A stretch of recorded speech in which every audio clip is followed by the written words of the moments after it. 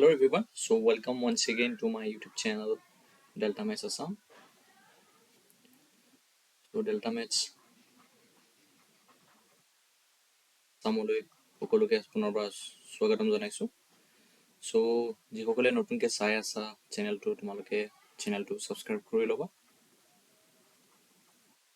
Subscribe কৰিবা লগতে like আৰু যিমান পৰা শ্বেয়াৰ কৰিবা যদি ভিডিঅ'ছবোৰ ভাল লাগে। সো আজি আমি এই ভিডিঅ'টোত BSc third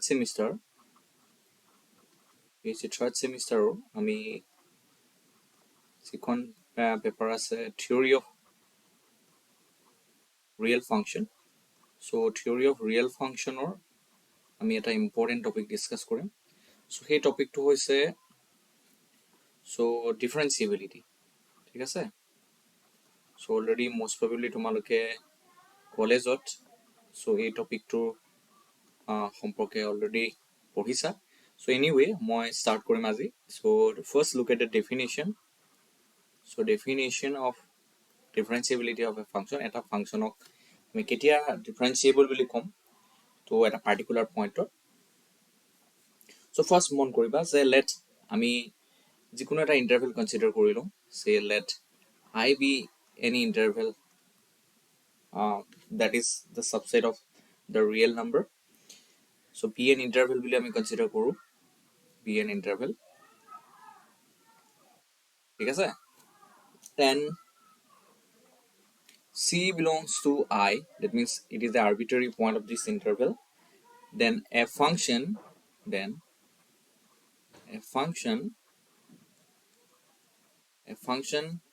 from f from A to R is said to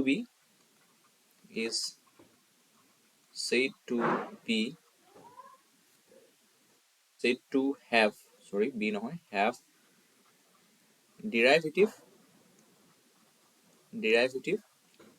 at the point C, and say its value is the value of its derivative, its value is let me say L বুলি লৈ লৈছো, ঠিক আছে, which is belongs to the set of real number.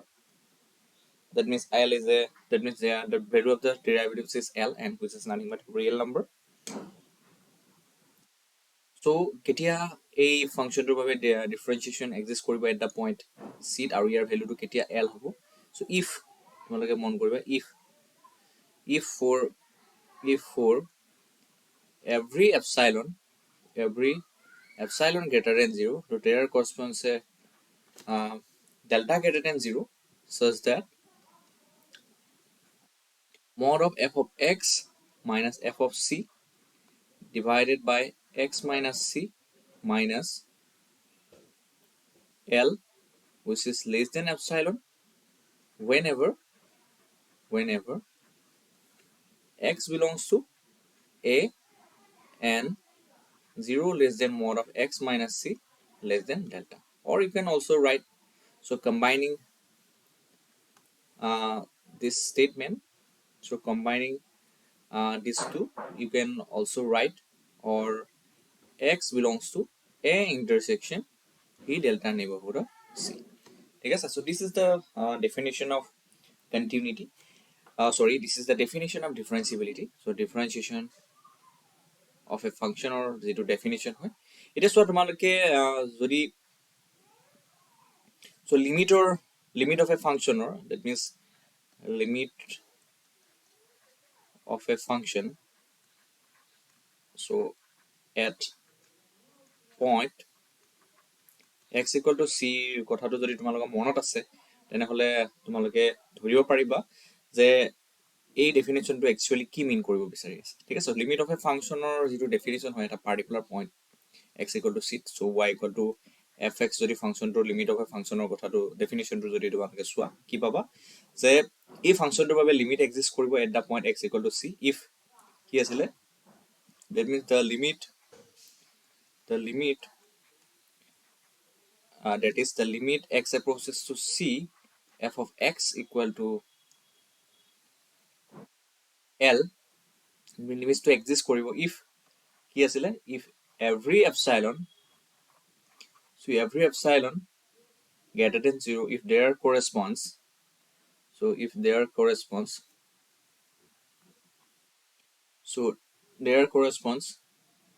delta greater than 0, there corresponds delta greater than 0 such that mod of f of x minus c, mod of f of x minus l less than epsilon whenever, yes, whenever x belongs to a and yes, mod of x minus c less than delta asile, ঠিক আছে? Or you can also write by combining these two, you can also write x belongs to a intersection b delta neighborhood of c, ঠিক আছে? So limit of a function or যেটো definition হয়, so এই definitionটো তোমালোকে যদি সোৱা observe কৰা আৰু এই definitionটোৰ লগত differentiability definitionটোৰ লগত যদি তোমালোকে compare কৰা, ইয়াতে তোমালোকে সোৱা, so বাকিখিনি সবে same আছে, but ইয়াতে functionটো ইয়াতে সোৱা তোমালোকে দেখি আছা, here the function is not fx, so ইয়াক যদি তোমালোকে এই portionটো তোমালোকে যদি as a function fx বুলি বলাই অকল fx বুলি কনসিডাৰ কৰাটো limit of a functionৰ লগত same হ'ব, that means ইয়াতে basically কোৱা আছে এই যেটো টার্ম হয় f of x minus f of c, x minus c ৰ এক্সিস্টেন্সৰ কথা কোৱা আছে, c লিমিটৰ এক্সিস্টেন্সৰ কথা কোৱা আছে, যদি তোমালোকে ডেফিনিশন অফ লিমিটৰ লগত কম্পেয়াৰ কৰা তোমালোকে গম পাবা।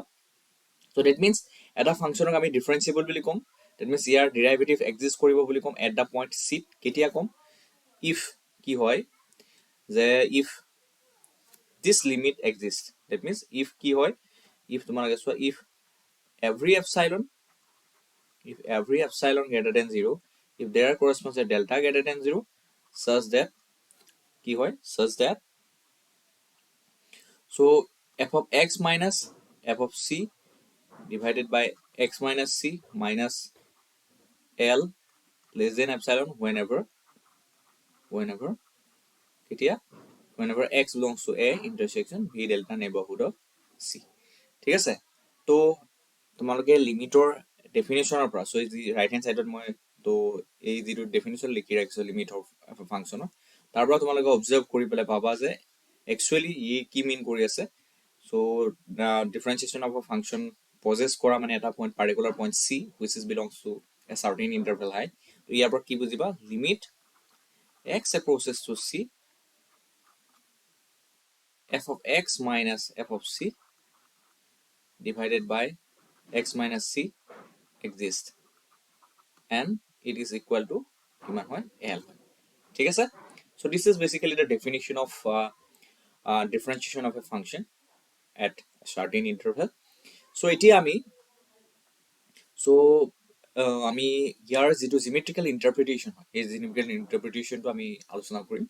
So differentiation of a function at a point starting at a certain point of the domain, so সেইটো আমি কেনেকৈ আলোচনা কৰিম, so আমি হাই সেকেন্ডাৰীটো পঢ়িছিলো যে জিমেট্ৰিক্যাল ইন্টাৰপ্ৰিটেশন একচুয়ালি কি হয়, এফ এ ফাংশন বুলি কোৱাৰ লগে তোমালোকে কি বুজা, so সেই কথাটো আমি আলোচনা কৰিম ইয়াতে।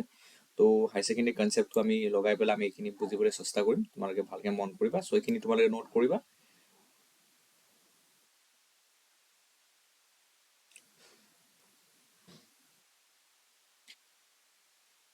So তোমালোকে হাই সেকেন্ডাৰীত পঢ়িছিলা, তো মই ফাৰ্স্ট জিমেট্ৰিক্যাল ইন্টাৰপ্ৰিটেশনটো অকমান মনত পেলাই দিওঁ।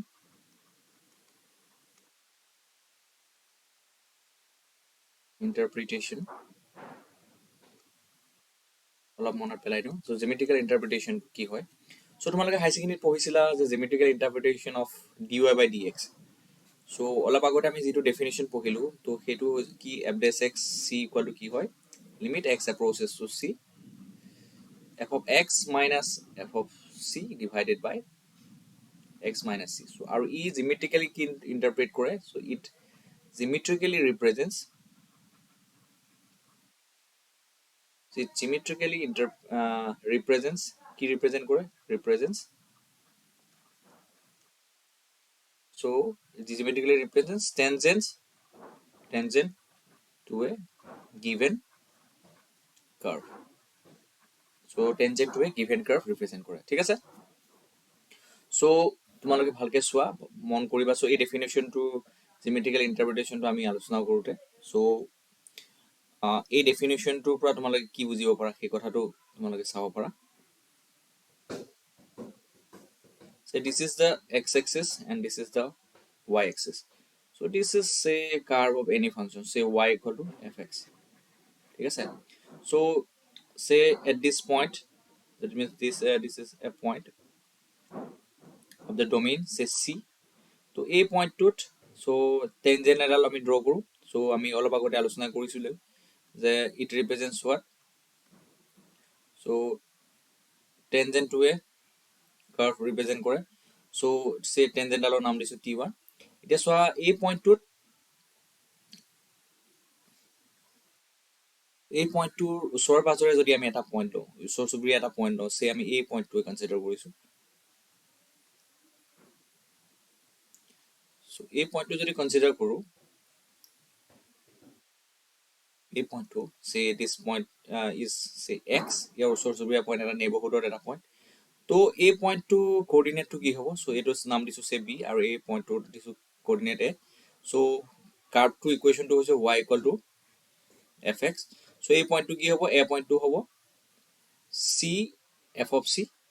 তো x আৰু y লিখিছোঁ, x ৰ ভ্যালুটো c আৰু y ভ্যালুটো হ'ব, since y equal to fx, so y ভ্যালুটো হ'ব fc. so b পইণ্টটো কোঅৰ্ডিনেট হ'ব কি? b পইণ্টটো কোঅৰ্ডিনেট হ'ব x and fx, right?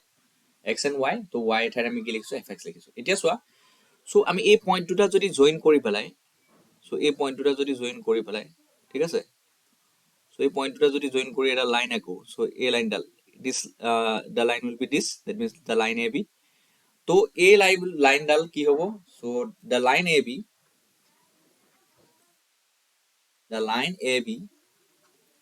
will be a chord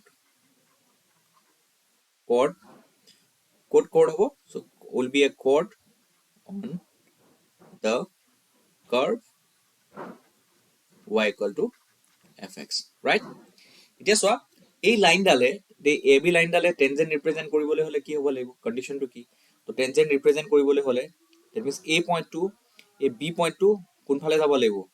a এৰ ফালে এপ্ৰোচ কৰিব লাগিব. কেতিয়া এপ্ৰোচ কৰিব? যেতিয়া x টো c ফালে এপ্ৰোচ কৰে, ঠিক আছে? তেতিয়া কি কৰিব? this chord will represent, so this chord will represent what? This chord will represent a tangent at the point a if x is approaches to c, right? তোমালোকে ক্লিয়াৰলি বুজি পাইছা, ঠিক আছে? এতিয়া চোৱা, এই a b লাইনডালৰ যিটো শ্লোপ হয়, সেই শ্লোপটো এই টেনজেন্ট ডালৰ লগত শ্লোপৰ লগত কেতিয়া হ'ব? ইকুৱেল হ'ব? the slope of line ab will be equal to the slope of the tangent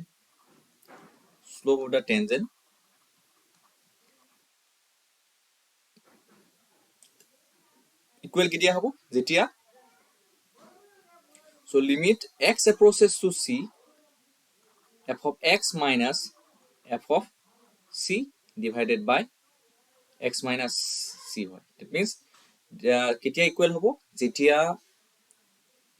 so এই লিমিটটো এক্সিষ্ট কৰে, that means limit x approaches to c, f of x minus f of c divided by x minus c হয়. that means এই এক্সপ্ৰেছনটো, that is f of x minus f of c, x minus c এ কি represent কৰি আছে? that means এই কথাটোৱে কি represent কৰি আছে? তো এই টাৰ্মটোৱে কি ৰিপ্ৰেজেন্ট কৰি আছে? this nothing but the slope of the line ab, ঠিক আছে? তো slope of the line ab আৰু slope of the tangent কেতিয়া ইকুৱেল হ'ব? যেতিয়া x to approaches to c হ'ব, ঠিক আছে? x to approaches to c হ'ব, তেতিয়া কি হ'ব? x to যেতিয়া approaches to c হ'ব, তেতিয়া কি হ'ব? limit